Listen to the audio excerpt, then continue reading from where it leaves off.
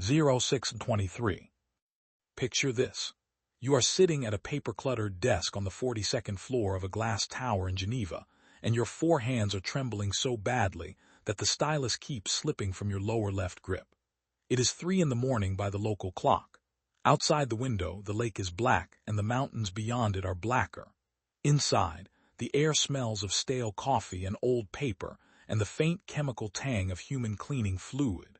You are surrounded by 847 open folders.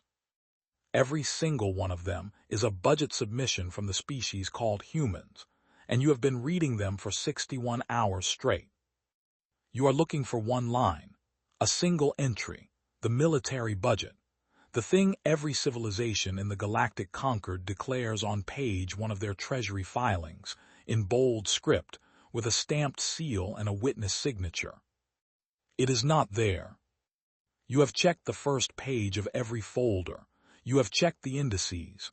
You have checked the footnotes. You have run a Threng count, the sacred triple verification of your people, on the entire submitted data set, and the count refuses to close. The numbers are clean. The math is perfect. Every credit is accounted for to the 3rd decimal place. And yet there is no military. You have 71 hours left to file your Velaki, the audit completion certificate that proves humanity is in compliance with conquered law. If you cannot file it, humanity is automatically flagged as a concealment civilization. 9 species in the history of the conquered have been flagged with that designation. 8 were forcibly disarmed. 1 was dissolved. 1 was rendered extinct. You have never failed an audit in 312 years of service. A human female, gray hair tied back, eyes calm in a way that frightens you more than panic would, walks quietly into the room and sets a fresh cup of black coffee beside your trembling hands. She does not speak. She does not ask if you have found anything. She simply takes the empty cold cup from earlier and replaces it. Then she leaves. You stare at the steam rising from the new cup and you realize, with a slow cold horror that has nothing to do with the temperature, that you do not understand these people at all. Before I continue this account, allow me to introduce myself properly, since the record I am dictating will be read for many centuries by auditors who come after me, and I would not wish to be a stranger to them. My name is Vren. I am of the Hrelvi, the four-armed ledger-keepers born of the dark hive cities on the 2nd moon of Thren. We are not a numerous species. We are not a warlike species. We do not build ships of conquest or weapons of mass dissolution. We count. That is what we do. We count and we verify and we file, and when the count is correct and the file is closed, we place the Velaki upon it and the matter is sacred and finished. A Velaki in our tongue is more than a certificate. It is a vow. When a Hrelvi auditor signs one, that auditor is swearing on 300 generations of unbroken accounting honor that the numbers are true. To file a false Velaki is to be cast out of the hive. To fail to file a Velaki at all is, in some ways, worse. It is to admit that the numbers refuse to obey you. It is to admit that the universe in its accounting escaped your hands. In 312 years, the universe has never escaped my hands. I have audited the war chests of the Velkara hegemony, who lie about their fleet sizes as easily as they breathe. I have audited the temple treasuries of the Quoth, who hide their wealth in living trees. I have audited the secret laboratories of the Smeltborn, who keep their books in a language only the dead can read. I found every credit. I closed every count. I filed every Velaki. And now I sit in a glass tower on a planet called Earth, surrounded by perfectly clean books, and I cannot find a war. You may be reading this account because you have inherited my desk, or because you have been assigned to the human file after me, or because you have heard the rumor that has by now spread through every hive on Thren, that old Vren nearly broke himself trying to count a thing that could not be counted. If you are that auditor, please, sit. Take whatever passes for tea in your tradition. Let me tell you what I learned about these people, because the numbers in their books are not the lesson. The lesson is in the shape of the empty space where the war should have been, and what I came to understand was filling it instead. For 4,000 years of conquered history, a galactic audit has worked the same way. A species applies for membership. They submit their treasury filings. On page 1 in the standard format demanded by conquered law, they declare their military allocation. This is a single line item expressed as a percentage of total planetary expenditure, and it represents every credit spent on the organized capacity for violence. Soldiers, ships, weapons, the buildings that house them, the schools that train them, the pensions of the retired ones, everything. The line is sacred because the line is auditable. A civilization that declares its violence in a single line is a civilization that can be measured. It can be capped. It can be inspected. It can, if necessary, be reduced. The conquered does not forbid war.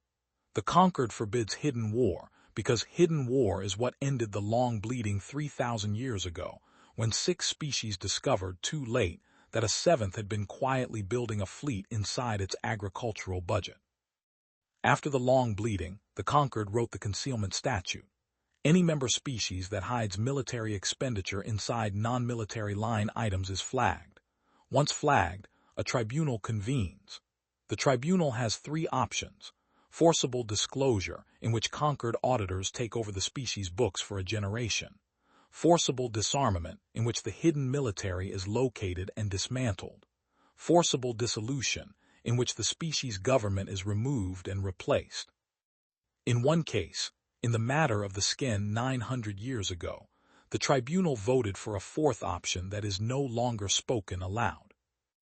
I have read the skin file. I will not describe it here. It is enough to say that when a species is flagged as a concealment civilization, the auditor who filed the flag bears the weight of what follows, and that weight does not lift in this life or any after. I have been sent to Earth because humanity submitted budgets that have no military allocation line. None. Not 0, not classified, not redacted, simply absent as if the category itself did not occur to them. The conquered assumes this is concealment. The conquered has sent me to find the hidden line. The conquered has never been wrong about this before. When I first arrived in Geneva, 47 years after humanity's admission to the conquered, I was greeted by a woman named Marin Holloway. She is the director of the Earth Treasury Liaison Office, and she has the kind of face that does not change when bad news arrives. She is perhaps in the middle third of a human lifespan. Her hair is gray at the temples. She wears a dark suit and shoes that do not click on the floor. She bowed to me in the Hrelvi manner, which surprised me, because most species do not bother to learn the bow. "Auditor Vren," she said, "we've prepared everything you requested. The full Treasury archive, paper copies as well as digital in the format your office specified. The 847 primary line items, every subordinate item, every footnote. There's coffee in the corner. There's a cot through that door if you need to rest. My team is on call around the clock. Ask us anything." I told her I would need to verify her submitted military allocation line. She tilted her head. The gesture was small. I have come to understand that in humans, the small gestures are the ones that carry the weight. "We don't have one of those, auditor," she said. "I think your office may have been confused by that. We've tried to explain it in the cover letter for 47 years now. There's no line because there's no separate department to allocate to." I told her gently that every species has a military. "We used to," she said. "We don't anymore, not as a separate thing. The cover letter explains." I told her less gently that I had read the cover letter, and that the cover letter was the reason I had been sent. She nodded once. "I understand. Where would you like to start?" I began with what looked most obviously like a hidden weapon. There is a line item in the human books called the Strategic Petroleum Reserve. It contains, by my calculation, enough refined hydrocarbon fuel to power a planetary invasion fleet for 11 standard years. It is held in vast underground caverns in a region the humans call Texas and Louisiana. It is administered by a civilian agency. It is funded out of the energy budget. It looks, to any auditor with eyes, exactly like a strategic military reserve disguised as a civilian one. I requested the operational records. Director Holloway brought them within the hour. 3 large paper binders, the originals, with handwritten annotations going back decades. I read them. I read them twice. I ran a thring count on the withdrawal records. The reserve had been drawn down 19 times in the past 40 years. Once during a hurricane in the year they call 2005, to heat homes in the southern regions where the power grid had failed. Once during a winter storm in the region they call Texas, when the heating systems collapsed and people were freezing to death in their houses. Once during a fuel shortage caused by a pipeline failure. 16 other times for similar reasons. Never for military purposes. Not once. The reserve existed, the records showed, because humans had learned, painfully and over many decades, that a civilian population without fuel in winter dies in numbers that no enemy could ever match. I closed the binders. My lower right hand was steady. My upper left hand was not. I moved to the next obvious suspect. The humans maintain a body called the National Guard. It has uniforms. It has rifles. It has armored vehicles. In any other species books, this would be a militia, an obvious paramilitary force concealed as a civilian institution. I requested the deployment records for the past 20 years. Director Holloway brought them. I read them. In 20 years, the National Guard had been deployed for floods 241 times, for hurricanes 89 times, for wildfires 304 times, for tornado response 112 times, for pandemic logistics 17 times, for civil disorder 14 times, for armed conflict abroad 6 times, and in every one of those 6 cases the deployment had been formally authorized by a vote of the legislature and entered into a separate ledger I had already audited. The rifles, I asked, the armored vehicles, what were they for? Director Holloway, very patient, very calm, explained that the rifles were standard issue because the Guard was sometimes called to assist civilian law enforcement during disasters. The armored vehicles were used to drive through floodwaters and over collapsed roads. The training was dual purpose. The institution was dual purpose. Every line of its funding was justifiable under disaster response, and every line of its funding was, in fact, almost entirely spent on disaster response. I asked about a thing called DARPA. Director Holloway smiled very faintly. Defense Advanced Research Projects Agency. It used to be a military research bureau a long time ago. After the Reconstruction, it was rechartered. It now funds prosthetic limbs, medical implants, agricultural drones, water purification systems, and the neural interfaces that let paralyzed humans walk again. Its annual report is in folder 417. Would you like me to bring it? I said yes. She brought it, I read it. My thring count failed for the 3rd time. Every credit was accounted for. Every credit was civilian. Every line that looked military was, when examined, something else. I sat very still at my desk, and I felt, for the first time in 312 years, the particular horror of an auditor who realizes that the count he is running may not be the count the universe is keeping. On the 3rd night, I asked Director Holloway if there was anyone alive who could help me think about the books differently. I told her that I was looking for hidden military expenditure, and that I could not find any, and that the absence of any was, by the law of my office, itself a form of concealment. I told her that if I could not find what I had been sent to find, I would be required to file my failure, and that the failure would trigger the tribunal. She listened. She did not interrupt. When I finished, she said, "There's a woman in a town called Burlington, Vermont. She retired 6 years ago. She used to do forensic accounting for our Treasury Department, the old Treasury Department before the Reconstruction. Her name is Petra Vance. If you'd like, I can have her here by tomorrow afternoon." I said yes. Petra Vance arrived the next afternoon. She was small and old and wore a sweater the color of dried moss. She walked with a cane. She did not bow. She sat down across from me, looked at the 847 open folders on my desk and said, "Oh dear, you've been looking at this wrong, haven't you?" I asked her how I had been looking at it wrong. She picked up a folder at random. It was the agricultural subsidy budget. She held it up and tapped the cover with one knobbly finger. "Auditor Vren," she said, "you've been looking for a line. You're going to keep not finding it because there isn't one. Stop looking for lines. Start looking at what the institutions actually do." I asked her what she meant. "Look at this," she said, opening the folder. "Agricultural subsidies. 614 billion credits a year. Looks civilian. Is civilian. But buried in here is the strategic grain reserve.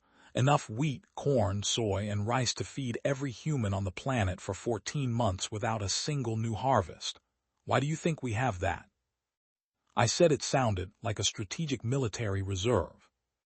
She laughed a dry, small laugh. "It is, and it isn't. It was built after the famines of the 2030s when the climate cascades killed the harvests in 4 major breadbaskets at once. We almost lost 1 billion people, almost. We built the reserve so that would never happen again. But the reserve is also, if you think about it, the thing that means we can't be starved out in a war.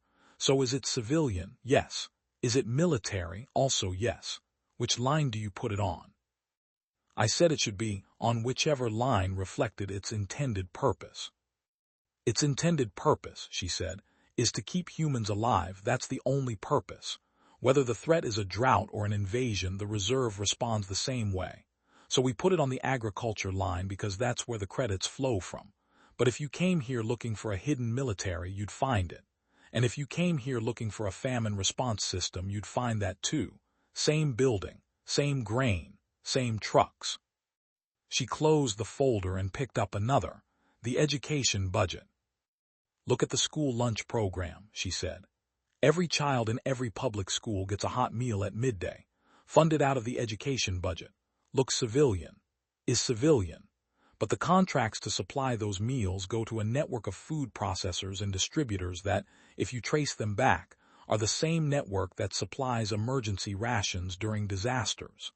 The school lunch program is the peacetime maintenance budget for the disaster ration supply chain. Without the schools, the supply chain would collapse, and we wouldn't be able to feed a city after an earthquake." She picked up another folder, the transportation budget. "Federal highway construction. Looks civilian. Is civilian. But every interstate highway built since the 1950s has been engineered to airfield specifications. The grades, the surface tolerances, the width of the lanes. A military transport plane can land on any major American highway in an emergency. The civilian engineers who designed the system knew that. The engineers who maintain it know that.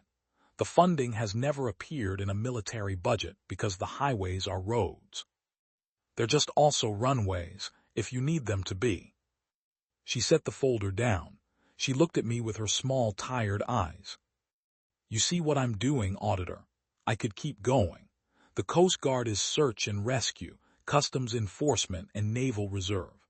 The Forest Service fights wildfires with aircraft that could be repurposed for atmospheric defense in 8 hours. The Center for Disease Control runs vaccine stockpiles that double as bioweapon countermeasures. The Public Health Service trains every doctor in the country in mass casualty triage. The Federal Emergency Management Agency has logistics depots in every state that could supply 100,000 troops for 90 days. Every one of these is civilian. Every one of these is also, if you squint, the thing that keeps us alive if someone tries to kill us." I asked her, very slowly, when humans had decided to do this. "After the last war," she said. "The big one, the one we don't talk about. After that, the consensus across enough governments to matter was that we couldn't keep doing it the old way. The old way was a separate military, a separate budget, a separate institution. The old way meant that the killing was a department. And departments, you understand, are easy to expand. You hire more people, you build more buildings. And the killing grows because the department grows. And the department grows because that's what departments do." She tapped the folder again. So we dissolved the department. We took the functions that mattered for survival and we built them into the things we were already doing for other reasons. We made the highways double as runways. We made the schools double as ration depots. We made the hospitals double as triage centers. We made the farmers double as the strategic reserve. We made everything dual use, not because we wanted to hide it. Because we wanted to make sure that the next time we needed it, we couldn't just turn it into a war. The capacity is there. The institution is not. You can't expand a department that doesn't exist. You can't grow a military that isn't a military. You can only use what you've already built for what you've already built it for, and then you have to stop because there's nothing else. She set the folder down for the last time. She looked at me. That's what you're looking at, Auditor. That's what's in those 847 folders. It's not concealment. It's the opposite of concealment. It's a civilization that decided on purpose never to have a separate thing called a military again, because separate things called militaries are what almost ended us. I sat in my chair, and I did not move for a long time. When I could think again, I asked Petra Vance one more question. I asked her how a civilization could function this way, how it could coordinate, how it could respond to a real threat if there was no general staff, no defense minister, no central body that ran the war. She smiled, very small, very tired. Oh, there's coordination, she said. It's just distributed. Every governor of every state knows what their National Guard can do. Every county emergency manager knows what their hospitals can absorb. Every port authority knows what their harbor can hold. Every farm cooperative knows what their silos contain. The information lives in the institutions. The decisions live in the institutions. When something happens, the institutions move because that's what they were built to do. There's no one room where the war is run, because there's no war. There's just a network of people who already know their jobs, doing their jobs, in the configuration the emergency requires. I asked her what would happen if an enemy attacked. I don't know, she said. Nobody does. We haven't tried it. But the planners think the response would be slower than the old way because there's no general giving orders and faster than the old way because there's no general giving orders. Every institution responds locally with what it has for what it knows how to do. The federal government coordinates the information. The state governments allocate the resources. The local institutions do the work. It's slow at the top and fast at the bottom. The old militaries were fast at the top and slow at the bottom. Different shape, same function, we think. She stood up, she picked up her cane, she looked at me one more time. I hope you find what you came for, Auditor.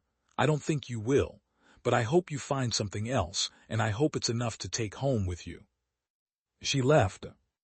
I sat at my desk and I ran a thring count, the fourth one on all 847 folders at once, with Petra Vance's lens laid over the numbers. The count closed. Every credit was accounted for. Every credit was civilian. Every credit was also, if you read the institutions instead of the lines, military. The military was not hidden. The military was dissolved, distributed, woven.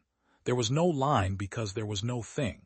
There was a civilization, and the civilization was the defense system, and the defense system was the civilization, and you could not extract one from the other without unmaking the people themselves. I closed my ledger. I drank the coffee that had gone cold while I was thinking. I called Director Holloway, and I told her I was ready to file. She asked me what I would file. I told her I needed to go to Cinder of Accounts. I told her I needed to present my findings to the tribunal in person, because the file I was about to submit had no precedent, and a finding without precedent could not be entered into the Concord record without a formal hearing. She nodded. She did not ask what I would say. She did not seem worried. A young analyst named Tomas Brandt walked me to the shuttle pad. He was nervous. He kept eating crackers from a small bag in his pocket. As we walked, he said very quietly, "Auditor Vren, I want you to know, we didn't do this to hide from your people. We did it to hide from ourselves, from what we used to be. The conquered wasn't on our minds at all. I'm sorry if that makes your job harder. I told him it did not make my job harder. I told him it made my job possible. He nodded. He offered me a cracker. I took it. It was salty and stale and tasted like grief. The Compliance Tribunal of the Galactic Concord convenes on the orbital station Cinder of Accounts, which hangs in geostationary orbit above the dead world of Skin. The station is shaped like a great black sphere, and the sphere is hollow, and the inside is filled with the records of every audit ever filed in Concord history. Each Velaki is etched into a tile of black glass, and the tiles are stacked from the floor to the ceiling of the inner sphere, and the air inside smells of nothing because there is nothing alive in there except the auditors who come to file. I stood in the tribunal chamber. There were 3 judges, a Velkari admiral, a Quoth priestess, and a Smeltborn jurist. They had read my preliminary report. They were waiting for me to ask for a concealment flag. I did not ask for a concealment flag. I told them what I had found. I described the Strategic Petroleum Reserve. I described the National Guard. I described DARPA. I described the school lunch program and the highway system and the agricultural subsidies. I described Petra Vance's lens. I described what the humans had done after their last war, and why they had done it, and how the 847 line items in their treasury filings could not be reduced to a single military allocation, because the military was not a single thing. I told the tribunal that the concealment statute could not be applied to humanity, because the statute presumed that the military existed as a separate entity that had been hidden inside civilian lines. The human military did not exist as a separate entity at all. There was nothing to hide. There was only a civilization that had chosen, deliberately and at great cost, to make every institution dual purpose, so that no future government could ever again build a department whose only function was killing. The Velkari admiral was the first to speak. He was furious. He said that this was the most elaborate concealment he had ever heard described. He said that the very absence of a military line was itself proof of military intent. He said that no civilization could survive without a separate defense apparatus, and that the humans were lying, and that they had constructed an elaborate philosophical justification for their lie. The Quoth priestess was silent for a long time. Then she said very quietly that she did not think the humans were lying. She said that the Quoth had something similar in their own ancient history before the Conquered, and that the practice had been called root weaving, and that it had been forgotten because it was too difficult to maintain. She said that if the humans had actually achieved it, it was a thing to be studied, not punished. The Smeltborn jurist asked me a single question. He asked whether I, in my professional judgment, believed humanity was capable, at any point in the next century, of conducting offensive military action against the conquered. I told him the truth. I told him I did not know. I told him that the human capacity for organized violence was, by any conventional measure, enormous, distributed across 847 civilian institutions, and that the same capacity that could feed 1 billion people through a famine could, in theory, be redirected to feed an army through an invasion. I told him that what prevented this was not the absence of capability, but the absence of an institution to direct it, and that the absence of the institution was structural, deliberate, and difficult to reverse, without unmaking the civilization itself. The Smeltborn jurist nodded. He said, "Then the question before us is not whether to flag but how to categorize." The tribunal recessed. They were gone for 11 hours. When they returned, the Smeltborn jurist delivered the ruling. Humanity was not a concealment civilization. The concealment statute did not apply. A new designation would be created, the first new designation in 900 years. It would be called Distributed Capability Civilization, and it would require a new auditing framework, which would take a generation to develop, and during the development period humanity would be considered in provisional compliance. My Velaki was accepted. After the ruling, the Quoth priestess approached me privately. She said, "Auditor Vren, you have done a thing today that will be remembered. The precedent will haunt this tribunal for 1,000 years. Every species that joins the conquered from this day forward will look at the human ruling and ask themselves whether they too can dissolve their militaries into their civilizations. Most will not be able to. Some will try. The ones who succeed will change what the conquered is. The ones who fail will change what we punish. You have moved the foundation." I told her I had only counted the numbers. She smiled the way Petra Vance had smiled, very small, very tired. "That is all any of us ever do, Auditor. The numbers we count and the lens we count them through. You changed the lens, the numbers did the rest." I flew back to Geneva to deliver the Velaki in person, because Director Holloway had asked me to, and because I wanted to. The flight was long. I slept for the first time in 8 days. When I arrived at the glass tower, Director Holloway was waiting. She had a fresh cup of coffee for me. Black, no sugar, the way I had drunk it for 61 hours. I sat down at the same desk where I had begun. The 847 folders had been cleared away. In the center of the desk, where the folders had been, sat a single empty cup. It was the cold cup from the first night. Someone had washed it and dried it and set it there. I asked Director Holloway why the cup was on my desk. She said, "I thought you might want to keep it, as a reminder." I asked her, "A reminder of what?" She thought for a moment. Then she said, "A reminder that some things can't be counted, not because they're hidden, because they aren't separate from everything else." I took the cup. It is on my desk on throne now beside my ledger.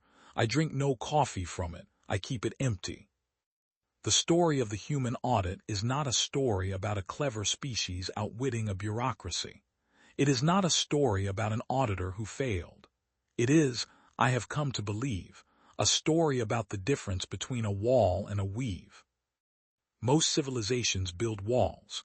They put their violence in one place behind a wall, and they call the wall a military, and they declare the wall on page 1 of their treasury filings, and the wall can be measured and audited and, when necessary, torn down. The wall is honest. The wall is auditable. The wall is also, when it grows too tall, the thing that ends the civilization, because walls do not stop growing on their own. The humans built a weave. They took the threads of violence and they wove them through the threads of everything else, until the violence was no longer a separate thing. It was the strength of the road that carried their children to school and their grain to market, and if the day came, their soldiers to battle. It was the depth of the granary that fed their poor, and if the day came, their armies. It was the training of the doctor who set a broken arm, and if the day came, triaged a battlefield.